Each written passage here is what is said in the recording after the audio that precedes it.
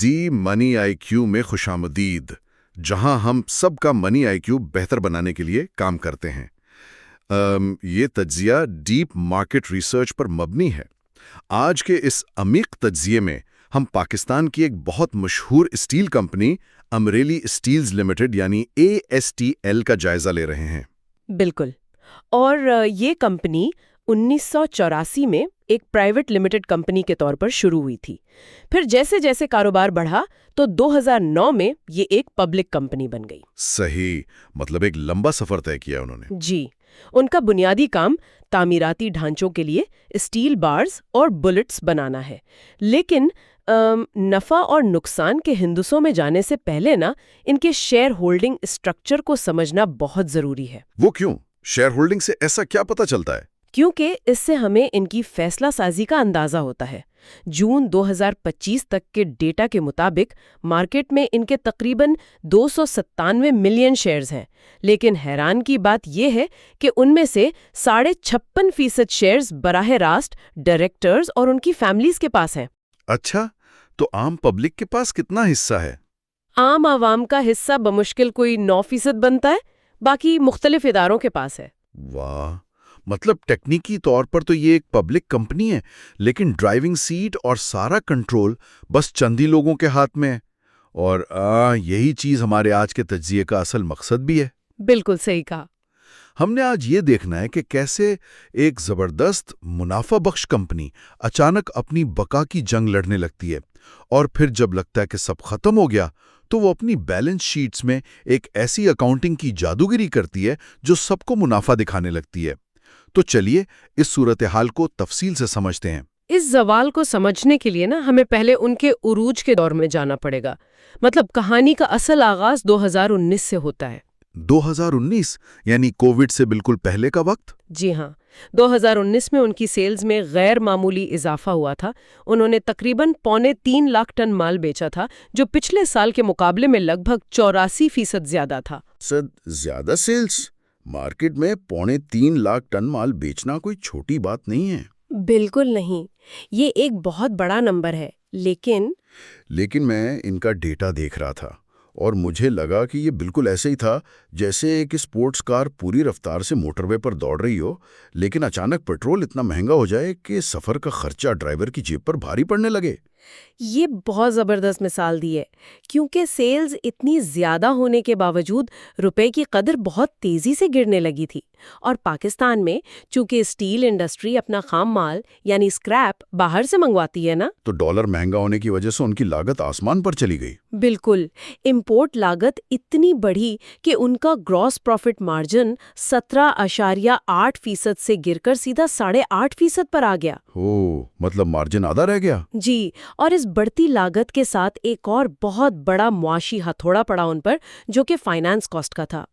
اتنی ریکارڈ فروخت کے باوجود ان کا خالص منافع یعنی باٹم لائن تقریباً 98% گر گیا۔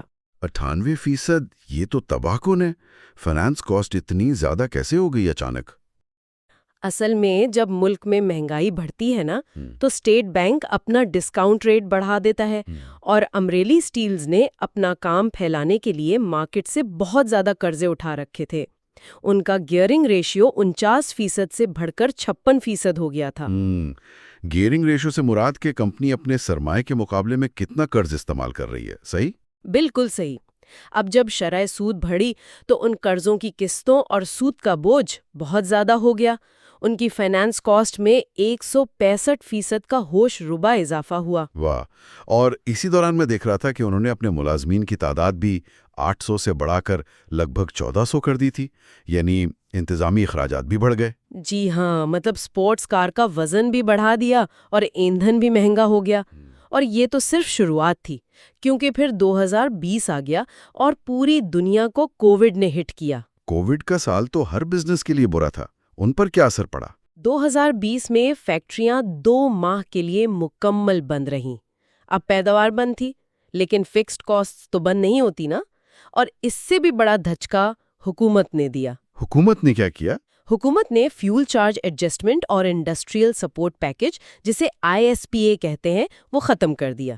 یہ اصل میں بجلی پر ایک حکومتی سبسڈی تھی تاکہ فیکٹریوں کی پیداواری لاگت کم رہے۔ اچھا، تو جب یہ سبسڈی ہٹی تو بجلی بلوں کا سارا بوجھ سیدھا ان پر آ گرا؟ بالکل، اور اس کا نتیجہ یہ نکلا کہ کمپنی سیدھا 1 ارب 12 کروڑ روپے کے خالص نقصان میں چلی گئی۔ 1 ارب روپے سے زیادہ کا نقصان؟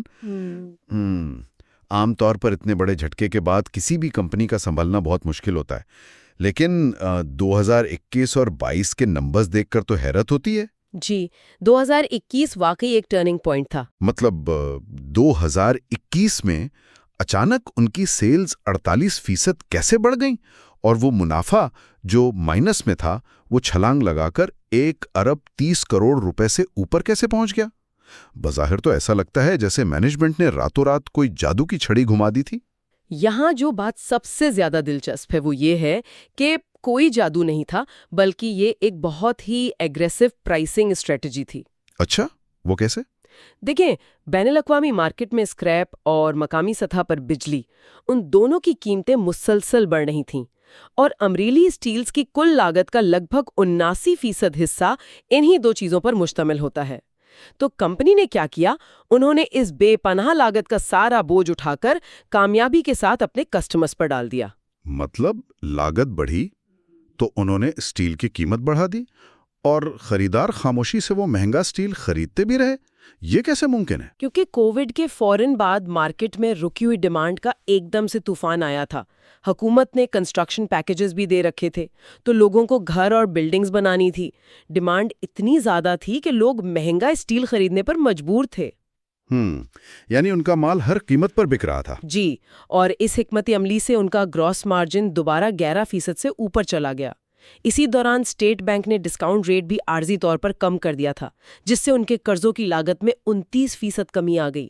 اور پھر 2022 میں بھی انہوں نے یہی کیا، قیمتیں بڑھاتے رہے اور سیلز میں مزید 48% اضافہ دکھا دیا۔ بالکل، یہ ان کا سب سے زبردست دور تھا۔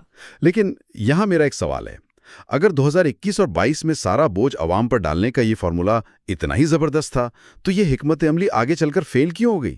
یہ بہت اہم سوال ہے۔ مطلب 2023 اور 24 میں وہ مسلسل قیمتیں بڑھا کر اپنا منافع کیوں نہیں بچا سکے؟ کیا اچانک لوگوں نے گھر بنانا چھوڑ دیے تھے؟ دراصل معاشیات کا ایک بنیادی اصول ہے نا، عوام کی قوت خرید یعنی پرچیزنگ پاور کی ایک حد ہوتی ہے۔ آپ ایک حد سے زیادہ بوجھ نہیں ڈال سکتے۔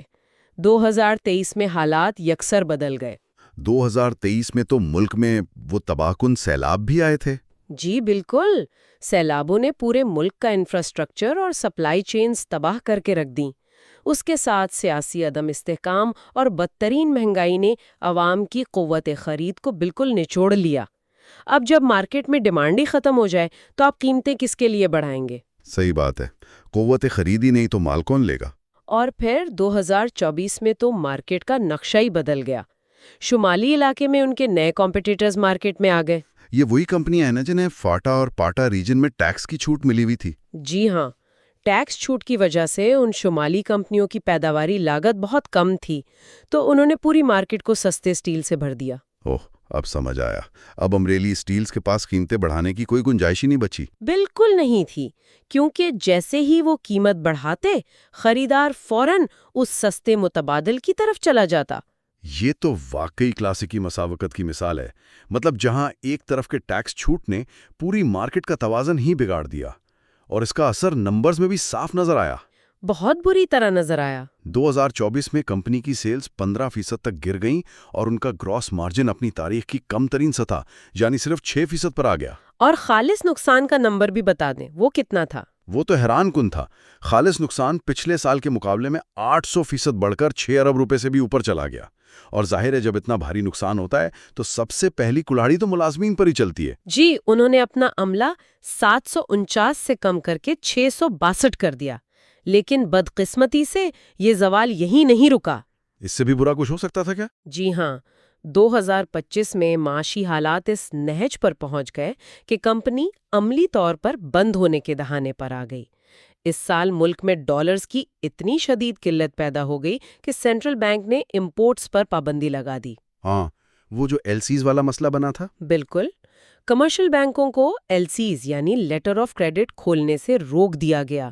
اب LC نہیں کھلے گی تو اسکریپ کیسے آئے گا؟ اور اسکریپ نہیں آئے گا تو پیداوار کیسے ہوگی؟ میں نے رپورٹ میں پڑھا کہ ان کی کیپیسٹی یوٹیلائزیشن یعنی پیداواری صلاحیت کا استعمال گر کر بمشکل 11.75% رہ گیا تھا۔ مجھے تو لگا واپسی کا کوئی راستہ ہی نہیں۔ یہ ایک فیکٹری کے لیے موت کی گھنٹی ہوتی ہے۔ یہ تو ویسا ہی ہے۔ سوچیں ایک بہت بڑا اور عالیشان ریسٹورنٹ ہو جس میں 100 ٹیبلز لگی ہوں لیکن پورے دن میں صرف ایک ٹیبل پر گاہک آ کر بیٹھا ہو۔ اب اس ایک گاہک کے لیے آپ نے اتنے سارے AC چلا رکھے ہیں، لائٹس آن ہیں، سیکیورٹی اور ویٹرز ڈیوٹی پر ہیں، کچن کا خرچہ چل رہا ہے۔ بالکل، وہ ایک گاہک کتنا بھی مہنگا کھانا کھا لے پورے ریسٹورنٹ کا بل نہیں نکال سکتا۔ ایگزیکٹلی، فکسڈ کاسٹ اسی طرح اندر ہی اندر بزنس کو کھا جاتی ہیں۔ اور اسی وجہ سے 2025 میں ان کا گراس مارجن 1% سے بھی نیچے چلا گیا، محض 0.47%۔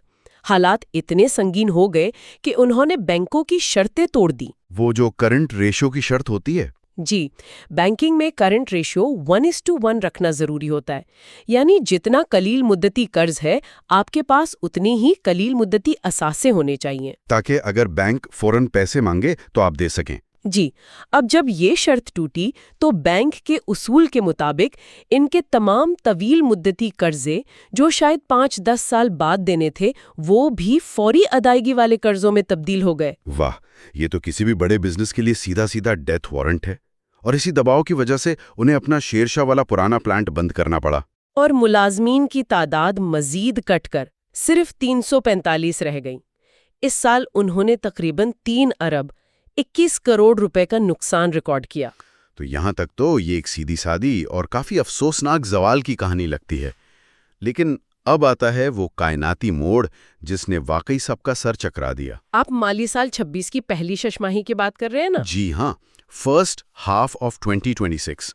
اب ذرا سنیں، پہلے 6 مہینوں میں کمپنی کی سیلز مزید 19% گر گئیں۔ مارکیٹ میں شمالی علاقوں کے سستے سٹیل کا مقابلہ کرنے کے لیے انہیں قیمت پیداواری لاگت سے بھی کم کرنی پڑی، جس کا مطلب ہے کہ انہیں 290 ملین روپے کا سیدھا گراس لاس ہوا۔ یعنی فیکٹری جو سٹیل بنا کر بیچ رہی ہے اس پر منافع کے بجائے فی ٹن نقصان ہو رہا تھا۔ تو اس سب کا اصل مطلب کیا ہے؟ ایک طرف سیلز گر رہی ہیں، سٹیل بیچنے پر نقصان ہو رہا ہے، لیکن جب میں نے بیلنس شیٹ کے آخر میں خالص منافع کی لائن دیکھی تو وہاں 1 ارب 17 کروڑ روپے سے زیادہ کا نیٹ پروفٹ جگمگا رہا تھا۔ مطلب کیسے؟ یہی تو مزے کی بات ہے۔ ایک کمپنی جو مسلسل اربوں کے خسارے میں تھی، جس کا پلانٹ تک بند ہو گیا تھا، اس نے اسٹیل بیچ کر نقصان کرنے کے باوجود 1 ارب روپے کا منافع کیسے کما لیا؟ یہیں پر فائنینشل انجینئرنگ اور اکاؤنٹنگ اپنا کھیل کھیلتے ہیں۔ یہ منافع ان کے بنیادی بزنس یعنی اسٹیل بیچنے سے آیا ہی نہیں۔ پھر کہاں سے آیا؟ جب مینجمنٹ کو لگا کہ فیکٹری سے کیش نہیں آ رہا تو انہوں نے اپنا ورکنگ کیپٹل بنانے کے لیے کراچی اور لاہور میں موجود اپنے قیمتی پلاٹس اور گودام بیچ دیے۔ اوہ، تو انہوں نے اپنی ریل اسٹیٹ بیچ دی۔ بالکل، اس سے انہیں فوری کیش ملا اور ان کی ادر انکم یعنی دیگر آمدنی میں لگ بھگ 780% کا غیر معمولی اضافہ ہو گیا۔ 780%؟ اچھا۔ لیکن اصل جادو وہ نہیں تھا۔ اصل جادو ان کا بینکوں کے ساتھ کیا گیا نیا معاہدہ تھا۔ کمپنی نے بینکوں کے ساتھ ایک ماسٹر ری اسٹرکچرنگ اگریمنٹ جسے MRA کہتے ہیں وہ سائن کیا۔ اس معاہدے میں ایسا کیا تھا؟ بینکوں نے کمپنی کو دیوالیہ ہونے سے بچانے کے لیے ان کے قرضوں کی شرائط نرم کر دیں اور ادائیگی کی مدت کئی سال آگے بڑھا دی۔ ذرا رکیے، اگر بینک نے صرف قرض واپس کرنے کا وقت آگے بڑھایا ہے تو اسے بیلنس شیٹ پر منافع کے طور پر کیسے دکھایا جا سکتا ہے؟ قرض تو آخرکار واپس کرنا ہی ہے نا؟ جی، کرنا تو ہے۔ تو یہ تو ایسا ہی ہے جیسے کسی بلڈنگ کی بنیاد میں دراڑیں پڑی ہوں اور آپ اس پر روغن کر کے اسے نیا دکھانے کی کوشش کر رہے ہوں۔ آپ کا اعتراض بالکل بجا ہے، لیکن انٹرنیشنل اکاؤنٹنگ سٹینڈرڈز یعنی IFRS کے تحت اس کی اجازت ہے۔ جب آپ کے قرض کی شرطوں میں کوئی بڑی تبدیلی آئے جس سے آپ کو وقتی مالی ریلیف ملے، جیسے مدت بڑھ جانا، تو آپ اس ریلیف کی آج کی مالیت یعنی پریزنٹ ویلیو کا حساب لگاتے ہیں۔ اچھا، और फिर उसको किताबों में लिख लेते हैं। जी, और इस फर्क को आप अपनी किताबों में अकाउंटिंग गेन के तौर पर रिकॉर्ड कर सकते हैं। अमरीली स्टील्स ने इसी रीस्ट्रक्चरिंग की बदौलत 3 अरब रुपए से ज्यादा का one time accounting gain record किया। वाह! तो अगर कोई सिर्फ ऊपर से उनकी बैलेंस शीट देखेगा तो उसे लगेगा कंपनी बड़ी मुनाफा बख्श जा रही है, लेकिन हकीकत में उनका बुनियादी ऑपरेशन अभी भी शदीद खसारे में है। बिल्कुल, कोर बिजनेस अभी भी जद्दोजहद कर रहा है। ये तो वाकई आंखें खोल देने वाली हकीकत है। मतलब असासे बेचकर और कर्जों के कागजात में रद्दो-बदल करके आप वक्ती तौर पर तो खातों में खुद को हरा-भरा दिखा सकते हैं। जी, वक्ती तौर पर सांस लेने की जगह मिल गई है। लेकिन असल चैलेंज तो अभी बाकी है। चले उन्होंने एलसीज खुलने से अपना शीर्षा प्लांट दोबारा चला लिया है, लेकिन मुस्तकबिल का क्या होगा? मुस्तकबिल का मंजरनामा थोड़ा मिला-जुला है। खतरात भी हैं और मौके भी हैं। अगर हम मुस्बत पहलू देखें तो हुकूमत ने फाटा और पाटा रीजन का टैक्स इस्तितना आहिस्ता-आहिस्ता खत्म करना शुरू कर दिया है। अच्छा, ये तो अच्छी खबर है इंडस्ट्री के लिए। बहुत अच्छी खबर है। इसका मतलब है कि मार्केट में लेवल प्लेइंग फील्ड वापस आ रहा है और इन शुमाली हरीफों का जो एक गैर मुनसिफाना फायदा था वो खत्म हो रहा है। इससे अमरीली जैसी कंपनियों को थोड़ा रिलीफ मिलेगा। सही। और मनफी पहलू क्या है? खतरात क्या हैं? खतरात आलमी सतह पर हैं। बैनुल अक़वामी मार्केट में रिसेशन की वजह से स्टील की कीमतें वैसी दबाव में हैं और इससे भी बड़ा खतरा मशरिक वस्ता की कशीदगी है। हाँ, वो तो डायरेक्ट तेल की कीमतों को हिट करता है। बिल्कुल। और पाकिस्तान तो मुकम्मल तौर पर एनर्जी इंपोर्ट करने वाला मुल्क है ना।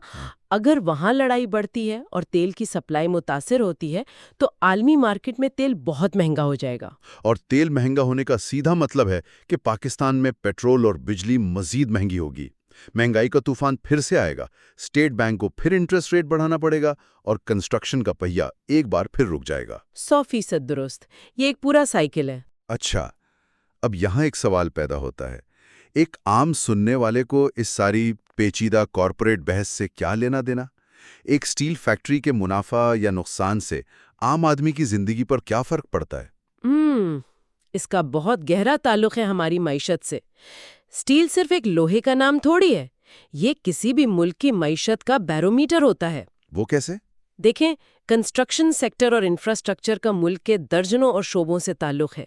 जब एक फैक्ट्री में स्टील बनकर बिकता है तो इसका मतलब है कि कहीं कोई इमारत या पुल बन रहा है, और जब इमारत बनती है तो सिर्फ स्टील नहीं बिकता ना। बिल्कुल, सीमेंट भी बिकता है, बजरी, पेंट, शीशा, सब कुछ बिकता है। जी, और सबसे बड़ी बात, इंजीनियर्स, मिस्त्री, मजदूर, इलेक्ट्रिशियन और ट्रांसपोर्ट वालों को रोजगार मिलता है। हजारों घरों का चूल्हा जलता है। सही बात है।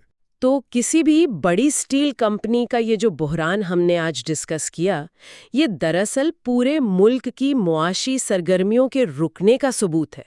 ये बताता है कि महंगाई ने किस तरह एक आम दिहाड़ीदार मजदूर से लेकर बड़े सरमायाकार तक सबके हाथ बांध दिए हैं। बहुत खूबसूरती से आपने इस पूरे मुआशी चक्कर को आम इंसान की जिंदगी से जोड़ा है। आज के इस अमीक तज्जिये ने वाकई हमें दिखाया कि कैसे मैक्रो इकोनॉमिक हालात, खाम माल की किल्लत और शरह सूद का तूफान मिलकर एक तेजी से दौड़ते हुए कारोबार की ब्रेकें लगा सकते हैं। और ये भी कि कंपनियां बका के लिए किस हद तक जा सकती हैं। बिल्कुल, ऐसे रास्ते अपनाती हैं जो शायद उनके बुनियादी मकासद से मेल ही नहीं खाते। खैर, हम इस प्रोग्राम का इख्तिताम एक फिक्रअंगेज ख्याल के साथ करते हैं। जरूर। हम सब के लिए सोचने की बात यह है, जरा गौर कीजिएगा कि अगर एक बहुत बड़ी मैन्युफैक्चरिंग कंपनी की बका और मुनाफे का इन्हिसार उसकी असल मसनूआत यानी स्टील बेचने के बजाय अपनी कीमती जायदादें बेचने और बैंक के कर्जों को रीस्ट्रक्चर करने पर रह जाए, तो क्या वो वाकई एक इंडस्ट्रियल कंपनी रहती हैं या महज एक फाइनेंशियल और रियल एस्टेट मैनेजमेंट का प्रोजेक्ट बनकर रह जाती है? ये वाकई एक बहुत गहरा सवाल है। जी, इस पर जरूर सोचिएगा। मुस्तकबिल की अपडेट्स के लिए घंटी का आइकन दबाएं और हमारे चैनल को लाइक और सब्सक्राइब करें। कमेंट्स में जरूर बताएं कि मजीद किन मौजूआत या कंपनियों पर रिसर्च पर मबनी मवाद देखना चाहते हैं। तब तक के लिए अपना ख्याल रखिए। Like and subscribe.